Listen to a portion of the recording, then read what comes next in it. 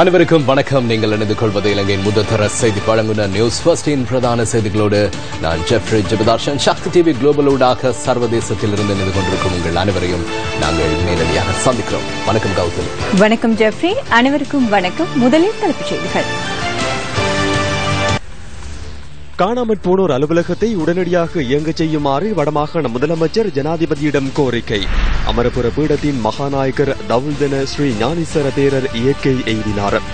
புன்னஸ்தீரிய தோட்ட தொழிலாளர்கள் கொழும்பில் முற்றுகை போராட்டம். ஒருங்கிணைப்பு குழு கூட்டங்களில் அமைச்சர்களுக்கிடையில் மோதல். கல்குடா மதுபான உற்பத்தி தொழிற்சாலை தொடர்பில் மகாநாயக தேரர்கள் அமைச்சர்களிடம் கேள்வி. போனோர் அலுவலகத்தை உடனடியாக இயங்கச் செய்யுமாறு வடமாகாண முதலமைச்சர் சி.வி. விக்னேஸ்வரன் ஜனாதிபதி மைத்ரிபால சிறிசேனவிடம் கோரிக்கை விடுத்துள்ளார். காணாமற் போனவர்களின் உறவினர்கள் கிளிநொச்சி, வவுனியா, முல்லைத்தீவு, வடமராட்சி, திருகோணமலையில் பல வாரங்களாக போராட்டத்தில் ஈடுபட்டு வருவதாக வடமாகாண முதலமைச்சர் ஜனாதிபதிக்கு அனுப்பியுள்ள கடிதத்தில் தெரிவிக்கப்பட்டுள்ளது. தங்களுடைய உறவுகள் உயிருடன் இருக்கின்றார்களா அல்லது இறந்துவிட்டார்களா என்பதை போராட்டத்தில் ஈடுபட்டுள்ளவர்கள் அறிய விரும்புவதாக அதில் தெரிவிக்கப்பட்டுள்ளது. காணாமற் போனவர்கள் இறந்திருக்கக்கூடும் என பிரதமர் தெரிவித்துள்ள நிலையில் மேலும் பலர் மாறுபட்ட கருத்துக்களை தெரிவித்துள்ளதாகவும் வடமாகாண முதலமைச்சர் சுட்டிக்காட்டியுள்ளார். கைது செய்யப்பட்டு பல வருடங்களின் பின்னர் எடுக்கப்பட்ட புகைப்படங்களை ஆதாரமாக காண்பித்து தமது உறவுகள் இன்னமும் உயிருடன் இருப்பதாக மக்கள் கூறுவதையும் முதலமைச்சர் ஜனாதிபதியின் கவனத்திற்கு கொண்டு வந்துள்ளார். காணாமற் போனோர் தொடர்பான பரணகம் அறிக்கையை வெளியிட வேண்டும் என கோரியுள்ள சி.வி. விக்னேஸ்வரன் காணாமற் போனவர்கள் தொடர்பான அலுவலகத்தை உடன் இயங்கச் செய்ய வேண்டும் எனவும் வலியுறுத்தியுள்ளார். காணாமற் போனோர் என உறுதிப்படுத்தப்பட்ட பின்பு பொருத்தமான சான்றிதழ்களை வழங்க வேண்டும் எனவும் அவர் கோரிக்கை விடுத்துள்ளார். இதேவேளை ராணுவத்தினரின் பிரசன்னம் இனியும் தேவையற்றது என்பதால் அவர்கள் வசமுள்ள மக்களின் காணிகளை விடுவிக்க முடியும் எனவும் வடமாகாண முதலமைச்சர் சுட்டிக்காட்டியுள்ளார். புலனாய்வு பணிகளை போலீசார் மேற்கொள்ள முடியும் என தெரிவித்துள்ள அவர் மயிலிட்டியில் உள்ள யுத்த தளபாடங்களை ஏற்கனவே செய்தது போல் அழிக்க நடவடிக்கை எடுக்க வேண்டும் எனவும் கூறியுள்ளார். ராணுவத்தினர் வசமுள்ள காணிகளின் விவரங்கள் வெளியிடப்பட வேண்டும் எனவும் முதலமைச்சர் அனுப்பியுள்ள கடிதத்தில் தெரிவிக்கப்பட்டுள்ளது. காட்டுப்பகுதிகளில் பெறுமதிமிக்க மரங்கள் கடத்தப்படுகின்றமையும் வளங்கள் சூறையாடப்பட்டு வருகின்றமையையும் கூகுள் வரைபடங்கள் மூலம் அறிய முடிவதாகவும் அதில் குறிப்பிடப்பட்டுள்ளது. பெண்களை தலைமையாய் கொண்ட குடும்பங்கள் ராணுவ முகாம்களுக்கு அருகில் இருப்பதால் பல பிரச்சினைகள் எழுவதாகவும் வடமாகாண முதலமைச்சர் கூறியுள்ளார். வேலையற்ற பட்டதாரிகளும் ஒரு மாதத்திற்கு மேலாக தொடர்ந்து கவனஈர்ப்பு போராட்டங்களில் ஈடுபட்டு வருவதாக தெரிவித்துள்ள சி.வி. விக்னேஸ்வரன் அவர்களுக்கு தனியார் மற்றும் சுற்றுலாத்துறையில் தொழில்களை வழங்க நடவடிக்கை எடுக்குமாறும் கோரிக்கை விடுத்துள்ளார். சுகாதார அமைச்சர் ராஜித சேனாரத்ன இன்று யாழ் வேலணை மற்றும் தெல்லிப்பளை வைத்தியசாலைகளுக்கு விஜயம் மேற்கொண்டிருந்தார். யாழ் வேலணை பிரதேச வைத்தியசாலையின் அவசர சிகிச்சை பிரிவின் புதிய கட்டிடம் இன்று சுகாதார அமைச்சர் ராஜித சேனாரத்ன தலைமையில் திறந்து வைக்கப்பட்டது. இதில் பாராளுமன்ற உறுப்பினர்களான மாவை சேனாதிராஜா, இ. சரவணபவன் மற்றும் வடமாகாண சுகாதார அமைச்சர் ப. சத்தியலிங்கம் உள்ளிட்டோர் பிரசன்னமாகியிருந்தனர். இதேவேளை வடமாகாணத்தைச் சேர்ந்த வைத்தியர்கள் மற்றும் ஊழியர்களை சுகாதார அமைச்சர் ராஜித சேனாரத்ன யாழ் தெல்லிப்பள்ளி வைத்தியசாலையில் சந்தித்து கலந்துரையாடினார். யாழ்ப்பாணம், கிளிநொச்சி, முல்லைத்தீவு ஆகிய மாவட்டங்களைச் சேர்ந்த சுகாதார வைத்திய அதிகாரிகள் இதில் கலந்து கொண்டனர். சுகாதார அமைச்சர் ராஜித சேனாரத்ன வடமாகாண ஆளுநர் ரெஜினால் குரேயை இன்று அவரது அலுவலகத்தில் சந்தித்து கலந்துரையாடினார். வடமாகாண சுகாதார அமைச்சர் ப. சத்தியலிங்கம் மற்றும் வடமாகாண சுகாதாரத்துறை அதிகாரிகள் பலரும் இந்த சந்திப்பில் கலந்து கொண்டனர். இதேவேளை சுகாதார அமைச்சர் ராஜித சேனாரத்னவை தாம் சந்திக்க வேண்டும் என வடமாகாண சுகாதார தொண்டர்கள் கோரிக்கை விடுத்த போதிலும் அதற்கான அனுமதி அவர்களுக்கு வழங்கப்படவில்லை. இதற்கு எதிர்ப்பு தெரிவித்து மாகாண சுகாதார தொண்டர்கள் ஆளுநர் அலுவலகத்திற்கு முன்பாக கவனஈர்ப்பு போராட்டத்தில் ஈடுபட்டனர். நாங்கள் சுகாதார தொண்டராக இருக்கிறோம். இவ்வளவு காலத்துக்கு எங்களுக்கு ஒரு முடிவும் கிடைக்கல. நாங்கள் வன்னியிலேருந்து கஷ்டப்பட்டு சொத்துக்களை இழந்து எல்லாத்தையும் இழந்து வந்த நிலைமையில நாங்கள் தொண்டரா சம்பளம் இல்லாம வேலை செய்தோம். நாங்கள் அவங்க நடத்தின நேர்முக தேர்வு பரிச்சை எல்லாத்துலயும் ஈடுபட்டு இருக்கிறோம். எங்களுக்கு எந்த ஒரு முடிவும் கிடைக்கல. நான் காலையில 5:30 மணி இருந்து வெளிக்கிட்டு வந்து இவ்வளவு நேரத்துக்கு எங்களை அவர் வடமான அமைச்சர் எங்களை சந்திக்கல. இவ்வளவு நேரத்துக்கு எங்களை சந்திக்கலாம். இதேவேளை வடமாகாண ஆளுநருடனான சந்திப்பை அடுத்து சுகாதார அமைச்சர் ராஜித சேனாரத்ன ஊடகங்களுக்கு கருத்து வெளியிட்டார். யுத்த குற்றங்கள் தொடர்பில் நாம் இணக்கம் தெரிவிக்கவில்லை. அவ்வாறென்றால் எல்டிடியினர் மேற்கொண்ட யுத்த குற்றங்களை யார் ஆராய்வது? அவர்களின் தலைவர்கள் இருக்கின்றார்களா? தயா மாஸ்டர் மாத்திரமே உள்ளார். சிறந்ததொரு தீர்வுக்கே நாம் செல்கின்றோம். இந்த நாட்டின் அனைத்து மக்களுக்கும் சம உரிமையை வழங்க வேண்டும். மாகாண சபைகளுக்கு போதுமான அதிகாரத்தை வழங்க வேண்டும். அத்துடன் இந்த பகுதிகளை அபிவிருத்தி செய்ய வேண்டும். சிங்கள மக்களுக்குள்ள அனைத்து உரிமைகளும் தமிழ், முஸ்லிம், பர்கர் உள்ளிட்ட அனைத்தின மக்களுக்கும் வழங்கப்பட வேண்டும். அதுவே எமது இலக்காகும். பல்வேறு பகுதிகளிலும் குறித்த காலப்பகுதியில் இடம்பெற்ற குற்றங்கள் தொடர்பில் நாம் விசாரணைகளை மேற்கொள்கின்றோம். இதுகுறித்து சிலர் கைது செய்யப்பட்டுள்ளனர். விசாரணைகள் தொடர்ந்தும் இடம்பெறுவதுடன் நாம் இந்த விடயம் தொடர்பில் கவனம் செலுத்தியுள்ளோம். படையினர் வசம் உள்ள தமது பூர்வீக நிலங்களை விடுவிக்குமாறு கோரி வடபகுதியின் பல்வேறு பகுதிகளில் போராட்டங்கள் முன்னெடுக்கப்பட்டு வருகின்றன. ராணுவ வசமுள்ள 530 ஏக்கர் காணியை விடுவிக்க கோரி கேப்பாப்பிலவில் கடந்த மாதம் 1ஆம் தேதி முதல் போராட்டம் நடத்தப்பட்டு வருகின்றது. கேப்பாப்பிலவில் 279 ஏக்கர் காணி விரைவில் விடுவிக்கப்பட உள்ளதாக மீள்குடியேற்ற அமைச்சு அறிவித்துள்ள நிலையிலும் இந்த போராட்டம் தொடர்கின்றது.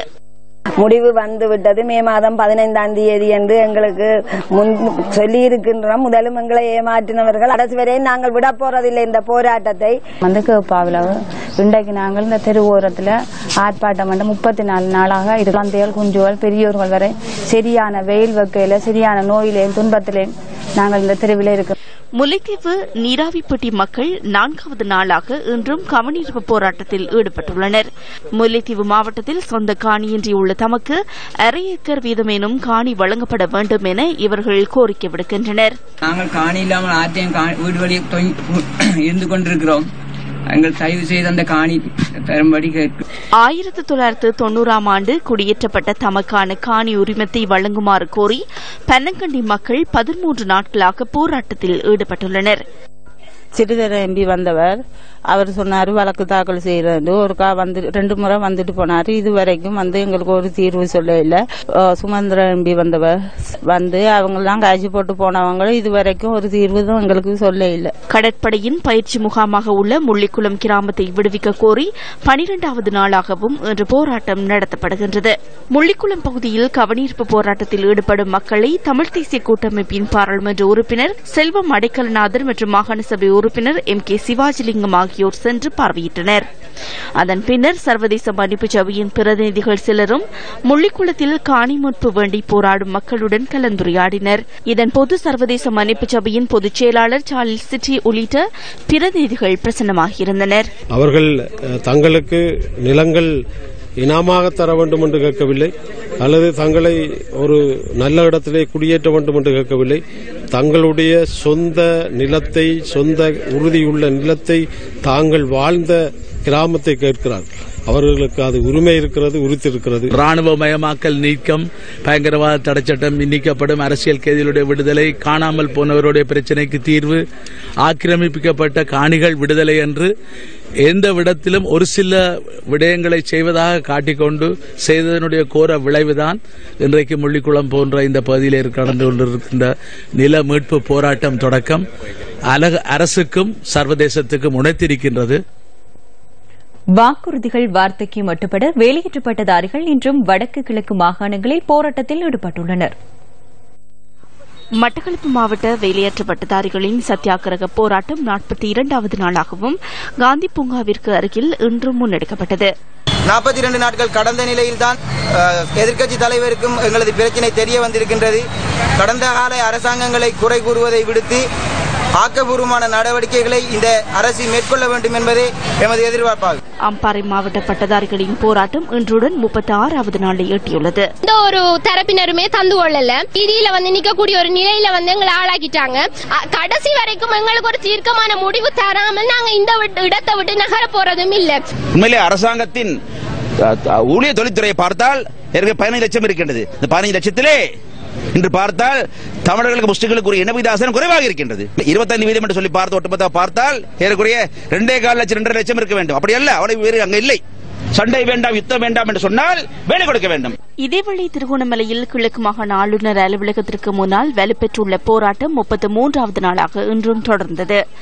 எங்களால் தெரிவு செய்யப்பட்ட இந்த பிரதிநிதிகள் எங்களுக்கு எந்தவித தீர்மானங்களையும் பெற்றுத்தரவில்லை என்றால் அவர்களை ஏன் பிரதிநிதிகளாக நாங்கள் உருவாக்கியது, என்ன காரணத்திற்காக உருவாக்கியது? வருகின்ற காலங்களில், வருகின்ற தேர்தல்களில் கிழக்கு மாகாணத்தை சேர்ந்த பட்டதாரிகளாக நாங்கள் எந்த ஒரு அரசியல் கட்சிக்கும் வாக்களிக்க போவதில்லை.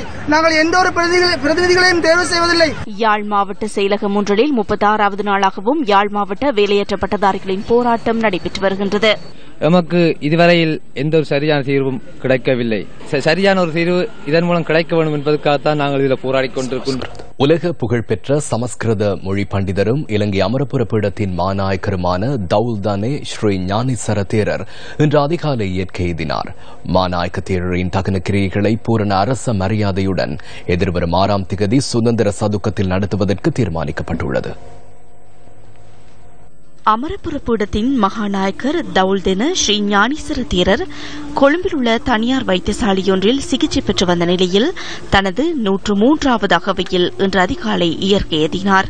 1915ஆம் ஆண்டு டிசம்பர் மாதம் 31ஆம் திகதி பதுளை தவுல்தென கிராமத்தில் பிறந்த தேரர் 1928ஆம் ஆண்டு மார்ச் 8ஆம் திகதி துறவரம் பூண்டார். பல்வேறு பிரிவினாக்களிலும் கல்லூரிகளிலும் ஆசிரியராகவும் தேரர் பணியாற்றியிருந்தார். சர்வதேச பல்கலைக்கழகங்களிலும் தேரர் விரிவுரையாளராக பணியாற்றியிருந்தமை குறிப்பிடத்தக்கது. சிங்களம், ஆங்கிலம், பாலி, சமஸ்கிருதம், தாய், சீன மொழிகளிலும் ஞானேசர தேரர் தேர்ச்சி பெற்றிருந்தார். தேரரால் எழுதப்பட்ட நூல்களும் மக்கள் மத்தியில் மிகுந்த வரவேற்பை பெற்றன. இயற்கை எய்திய மகாநாயக்க தேரரின் பூதவுடல் மக்களின் அஞ்சலிக்காக நுகேகொட விஜயராமையில் வைக்கப்பட உள்ளது. இதேவேளை தவுல்தனே ஸ்ரீ ஞானேசர மாநாயக்க தேரரின் மறைவு தொடர்பில் ஜனாதிபதி மைத்ரிபால சிறிசேன இரங்கல் தெரிவித்துள்ளார். மாநாயக்க தேரரின் தகன கிரியைகளை பூரண அரசு மரியாதையுடன் நடத்துவதற்கு ஜனாதிபதி ஆலோசனை வழங்கியுள்ளார். இதற்கான ஏற்பாடுகள் குறித்து தொடர்ந்து ஆராயுமாறு புத்த சாசன அமைச்சின் அதிகாரிகளுக்கு ஜனாதிபதி பணிப்புரை விடுத்துள்ளதாக ஜனாதிபதி ஊடகப் பிரிவு தெரிவித்துள்ளது. தகன கிரியைகளுக்கான அனைத்து செலவுகளையும் அரசாங்கம் ஏற்றுமுள்ளமையும் குறிப்பிடத்தக்கதாகும். காலஞ்சென்ற முன்னாள் ஜனாதிபதி JR ஜெயவர்தனவின் மகனான ரவி ஜெயவர்தன இன்று காலமானார். ஐக்கிய தேசிய கட்சி அரசாங்கம் பதவியில் இருந்த 1980ஆம் தசாப்தத்தில் ஜனாதிபதி JR ஜெயவர்தனவின் பாதுகாப்பு ஆலோசகராக செயற்பட்ட ரவி ஜெயவர்தன இலங்கை விமான சேவையின் விமானியாகவும் பணியாற்றினார். குறிப்பார்த்து சுடுவதில் அதிதிறமையுடைய ரவி ஜெயவர்தன ஒலிம்பிக் போட்டிகளிலும் பங்கு பற்றியுள்ளார். வடக்கு கிழக்கு யுத்தம் ஆரம்பிக்கப்பட்டதை அடுத்து கெரில்லா போர் முறைமைகளை எதிர்கொள்வதற்காக ரவி ஜெயவர்தனவின் சிந்தனைக்கு அமைவாக இலங்கை போலீஸ் திணைக்களத்தின் கீழ் விசேட அதிரடிப்படை பிரிவு ஸ்தாபிக்கப்பட்டது. ரவி ஜெயவர்தன தமது 80வது வயதில் காலமானார். மீரிகம பிரதேசத்தில் நிர்மாணிக்கப்பட்டுள்ள பால்மா உற்பத்தி தொழிற்சாலை ஜனாதிபதி மைத்ரிபால சிறிசேனவினால் இன்று திறந்து வைக்கப்பட்டது. மீரிகம பிரதேசத்தில் இந்த பால்மா உற்பத்தி தொழிற்சாலை அமைக்கப்பட்டுள்ளது. தொழிற்சாலையை திறந்து வைத்து ஜனாதிபதி அதனை பார்வையிட்டார். இந்த திட்டத்தின் கீழ் புதுமை பரிசில்கள் வழங்கப்பட்டதுடன் மடிக்கணினிகளும் ஜனாதிபதியினால் வழங்கப்பட்டன. ஸ்ரீலங்கா முஸ்லிம் காங்கிரஸ் தலைமையகத்தில் இன்று நடைபெற்ற ஊடக சந்திப்பில் வில்பத்து விவகாரம் தொடர்பில் அமைச்சர் ரவுப் ஹக்கீம் கருத்து தெரிவித்தார். இன்று ஜனாதிபதி செயலகத்தில் ஜனாதிபதி செயலாளரோடும் வனபரிபாலன திணைக்கள மேலதிகாரிகள், சுற்றாடல் பாதுகாப்பு அமைச்சின் செயலாளர், ஜனாதிபதியின் மேலதிக செயலாளர் ஆகியோருடன் வில்பத்து பிரதேசத்தில் அண்மையில் வெளியிடப்பட்டுள்ள வர்த்தமானி அறிவித்தலின் மூலம் பாதுகாக்கப்பட்ட வனப்பிரதேசமாக பெருமளவு காணிகள் உள்வாங்கப்பட்டிருக்கின்ற விஷயம் சம்பந்தமாக எழுந்துள்ள சர்ச்சையை மிக தெளிவாக அவர்களுக்கு முன்னாலே எங்களுடைய தூதுக்குழு எடுத்து விளக்கியது. இந்த பிரச்சனைகளுக்கு நிரந்தரமான தீர்வை அந்த பிரதேசத்துக்கு சுற்றாடல் வனப்பரிபாலன திணைக்கள மேலதிகாரிகள் நேரடியாக விஜயம் செய்து மக்களோடு கலந்துரையாடி தேவை ஏற்படும் பட்சத்தில் ஏதாவது மக்கள் குடியிருப்பு பிரதேசங்கள் அதிலே உள்வாங்கப்பட்டிருந்தால் அவற்றை விடுவிக்கின்ற முயற்சிகள் சம்பந்தமாக எல்லாம் கலந்துரையாடி ஒரு சுமூக தீர்வை எட்டுவதற்காக அடுத்த 27ஆம் தேதி முசலி பிரதேச செயலக பிரிவுக்கு, குறிப்பாக மரிச்சிக்கட்டி, கரடிக்குழி போன்ற பிரதேசங்களுக்கு நேரடியாக விஜயம் செய்து இந்த பிரச்சினைக்கான தீர்வுகளை காண்பது என்ற இணக்கப்பாட்டை நாங்கள் எட்டியிருக்கிறோம். இன்று நடைபெற்ற களுத்துறை பிரதேச அபிவிருத்தி குழு கூட்டத்தில் அமைதியின்மை ஏற்பட்டது. இணைத்தலைவர்களான ஐக்கிய தேசிய கட்சியின் பாராளுமன்ற உறுப்பினர் லக்ஷ்மண் விஜயமான மற்றும் அந்த கட்சியின் மாகாண சபை உறுப்பினர் ஜகத் விதான ஆகியோருக்கு இடையில் அமைதியின்மை ஏற்பட்டது. முதலாம் தரத்திற்கு மாணவர்களை இணைத்துக் கொள்வது தொடர்பில் ஏற்பட்ட விவாதத்தின் போது இந்த நிலைமை ஏற்பட்டது.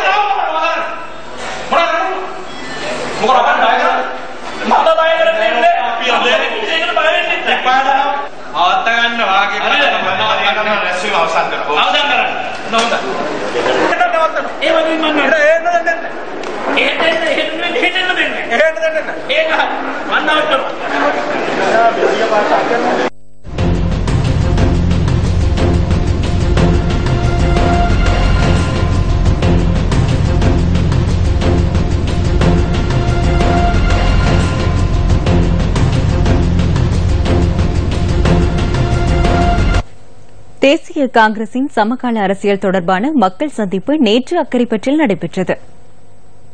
தலைவர் சொன்ன ரணிலை ஆதரிக்க கூடாது என்று சொன்ன அந்த ஒசியத்தைக்கு மாற்றமாக ரணிலோடு போகின்றார். ஆனால் ஒசியத்துக்கு மாற்றமாக ரவுஃப் ஹக்கீம் அவர்கள் ரணிலை பலப்படுத்த வேண்டும் என்று சொன்னார். இலங்கை அரசியல் வரலாற்றில், வடகிழக்கு மக்களின் வரலாற்றில் ஒரு துன்பியல்பான 2 சம்பவங்களில் ஒன்று இந்திய இலங்கை ஒப்பந்தம். அடுத்த ஒப்பந்தம் நோர்வே ஒப்பந்தம். நாங்கள் தான் முஸ்லிம் காங்கிரஸ் அஸ்ரஃபுடைய படத்தை போட்டு, மரத்தை போட்டு, காக்கா உண்டி என்று படித்த பாட்டுகளை போட்டு, ஆதவர் எழுந்து வந்தான் என்று அஸ்ரஃப் எழுதிய, தலைவர் எழுதிய அந்த பாடலை போட்டு வாக்கெடுப்பதற்காக மாத்திரம் இவர்கள் இருக்கிறார்கள். ஹக்கீமினுடைய நண்பர், எனக்கு பிறகு கட்சியிலே சேர்ந்தவர், சின்ன புள்ள நரி பே அரஞ்சமாயிரு அது வேணாம், அது செய்யவில்லை நமக்கு. அது மத்த கிளாஸ்ல சொல்லுவாங்க, அதெல்லாம் அது நமக்கு தேவையில்லை. ஆயுத போராட்டம் தோல்வியடைந்ததற்கு பிறகு ஜனநாயக ரீதியிலே அவர்கள் தங்களுக்கு இருக்கின்ற அரசியல் அதிகாரத்தை, வாக்குரிமையை பயன்படுத்தி பல குழுக்களாக, ஆளுக்கு ஆளாக, அண்ணன் தம்பி என்று சுட்டுக் கொண்டிருந்தவர்களெல்லாம் ஒன்றாக சேர்ந்து தமிழ் கூட்டமைப்பு ஒன்றை உருவாக்கியிருக்கிறார்கள். உருவாக்கி அரசாங்கத்துக்கும் சர்வதேசத்துக்கும் பாரிய அழுத்தங்களை கொடுத்து இந்த அரசாங்கத்தை சர்வதேசத்திலே குற்றவாளி கூண்டிலே ஏற்றிருக்கிறார்கள். வடமாகாண முதல்வர் விக்னேஸ்வர் அவர்கள் அவருடைய தலைமையிலே ஒரு மக்கள் பேரவையை உருவாக்கியிருக்கிறார். தமிழ் தேசிய கூட்டமைப்புடைய வேகம் காணாது என்பதற்காகத்தான் புத்திஜீவிகளை எல்லாம் வேறாக அழைத்து இப்போது 3 மாவட்டங்களிலுமே அவர்கள் கூட்டங்களை கூட்டி பேரணியை நடத்தி வருகிறார்கள். வேகமாக அவர்கள் போரினால் பாதிக்கப்பட்டவர்கள், அவர்களுக்கு உரிமை வழங்கப்பட வேண்டும், அவருடைய பாதிப்புக்கு நியாயம் வழங்கப்பட வேண்டும், அவர்களுடைய மண்ணை அவர்கள் ஆளுவதற்கு சந்தர்ப்பம் கொடுக்க வேண்டும் என்பதில் முஸ்லிம் மக்கள் ஒருபோதும் குறுக்காக நிற்பதில்லை.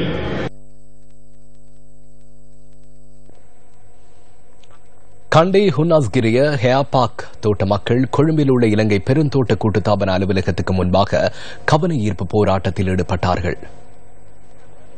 அரச பெருந்தோட்ட யாக்கத்திற்கு சொந்தமான காணிகளை தனியாருக்கு வழங்கும் செயற்பாட்டுக்கு எதிர்ப்பு தெரிவித்து ஹியா தோட்ட மக்கள் தொடர் கவனஈர்ப்பில் ஈடுபட்டனர். நேற்று 7வது நாளாகவும் கவனஈர்ப்பில் ஈடுபட்டும் உரியவர்கள் கவனம் செலுத்த தவறியதால் ஹியாபாக் மக்கள் இன்று கொழும்பிற்கு வருகை தந்தனர்.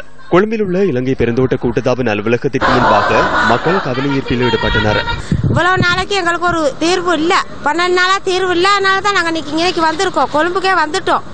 எங்களுக்கு ஒரு தீர்வு இல்லாம நாங்க போக மாட்டோம். புள்ள குட்டியெல்லாம் வச்சுட்டு நாங்க சாப்பாட்டுக்கு இல்லாம நாங்க இருக்கிறோம். எங்களுக்கு கொடுக்கடியெல்லாம் கொடுங்க. இப்படி போய் கடிதாசியை கொடுத்துட்டு ஏமாத்தாம 25 நாள் வேலை எங்களுக்கு கொடுங்க. 3 நாள் வேலை எங்களுக்கு சாப்பிட இயலுமா? 3 நாள் வேலை குறைஞ்ச 5 நாள் வேலை, அதுல எங்களுக்கு சாப்பிட இயலாது. இலங்கை பெருந்தோட்ட கூட்டுத்தாபன அலுவலகத்தை முற்றுகையிட்டு ஹியாபாக் மக்கள் தமது எதிர்ப்பை வெளிப்படுத்தினர்.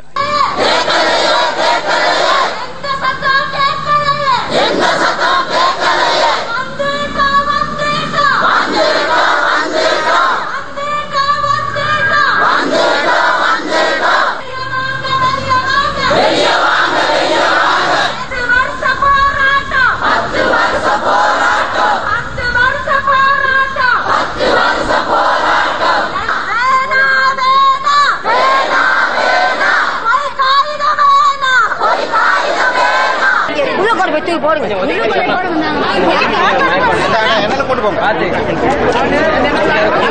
இந்த நிலையில் கவனஈர்ப்பில் ஈடுபட்டவர்களில் 10 பேர் கலந்துரையாடலுக்காக இலங்கை பெருந்தோட்ட கூட்டத்தாபன அலுவலகத்திற்குள் அழைக்கப்பட்டனர்.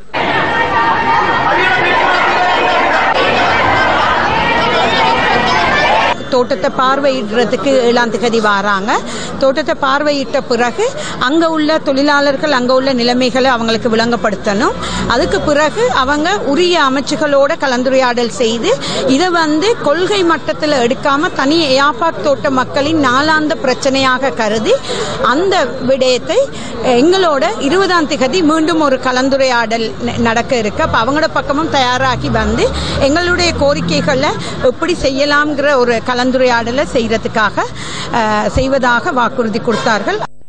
கல்குடா மதுபான உற்பத்தி தொழிற்சாலை நிர்மாண பணியை தடுத்து நிறுத்துமாறு வலியுறுத்தி மட்டக்களப்பில் சுவரொட்டிகள் ஒட்டப்பட்டன.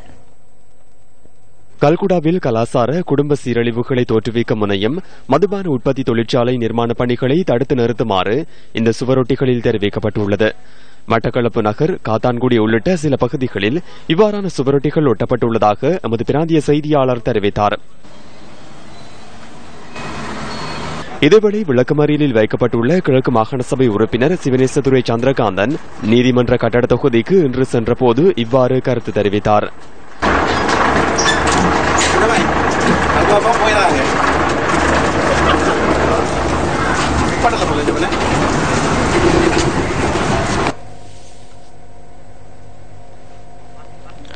ஐக்கிய மக்கள் சுதந்திர கூட்டமைப்பின் செயலாளர் மஹிந்த அமரவீர மற்றும் ஸ்ரீலங்கா சுதந்திர கட்சியின் பொதுச் செயலாளர் துமிந்த திசாநாயக் ஆகியோர் மல்வத்து மாநாயக்க தேரரை இன்று சந்தித்து ஆசி பெற்றனர்.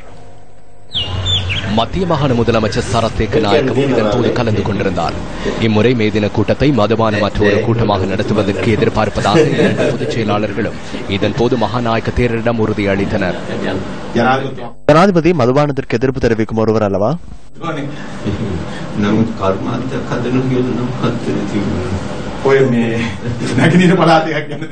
அவ்வாறு கிழக்கு மாகாணத்தில் நிர்மாணிக்கப்படுகின்றது என கூறப்படுகின்றது.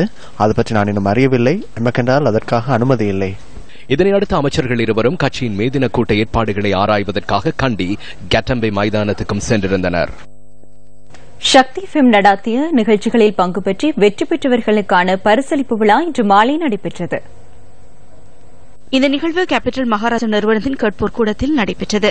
கேபிட்டல் மகாராஜா நிறுவனத்தின் குழும பணிப்பாளர் சாந்தி பகிரதன், சக்தி எஃப்எம் அலைவரிசை பிரதானி RP அபர்ணா சூதன் உள்ளிட்ட அதிகாரிகளும் இதில் கலந்து கொண்டனர். சக்தி எஃப்எம் நடாத்திய போட்டி நிகழ்ச்சிகளில் வெற்றி பெற்ற வெற்றியாளர்கள் இந்த பரிசளிப்பு விழாவில் கலந்து கொண்டனர். வவுனியா பரையனாலங்குளம் பகுதியில் ரயிலில் மோதுண்டு யானையொன்று பலியானது. ரயில் மார்க்கத்தை கடக்க முயன்ற யானை கொழும்பிலிருந்து தலைமன்னாருக்கு பயணித்துக் கொண்டிருந்த இரவு நேர தபால் ரயிலில் மோதியது.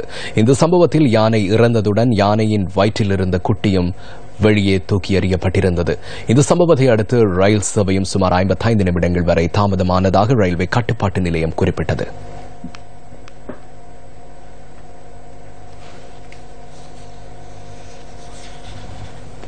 யாழ் சாவகச்சேரி பிரதேசத்தில் வாழ்வெட்டு கிழக்கான 2 இளைஞர்கள் வைத்தியசாலையில் அனுமதிக்கப்பட்டுள்ளனர்.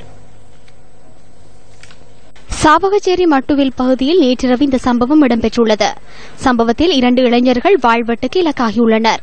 மட்டுவில் மற்றும் சுன்னாகம் ஆகிய பிரதேசங்களைச் சேர்ந்தவர்களே தாக்குதலுக்கு இலக்காகியதாக போலீசார் தெரிவிக்கின்றனர். பலத்த காயமடைந்த இருவரும் யாழ் போதனா வைத்தியசாலையில் அனுமதிக்கப்பட்டனர். மோட்டார் சைக்கிளில் வந்தவர்கள் தாக்குதலை நடத்திவிட்டு தப்பிச் சென்றுள்ளதாக தெரிவிக்கப்படுகின்றது. மேலதிக விசாரணைகளை யாழ் சாவகச்சேரி போலீசார் முன்னெடுக்கின்றனர். தேசத்துரோக வழக்கில் மறுமலர்ச்சி திராவிட முன்னேற்றக் கழக பொதுச் செயலாளர் Y கோபாலசுவாமியை 15 நாட்கள் தடுப்பு காவலில் வைக்குமாறு சென்னை நீதிமன்றம் உத்தரவிட்டுள்ளது.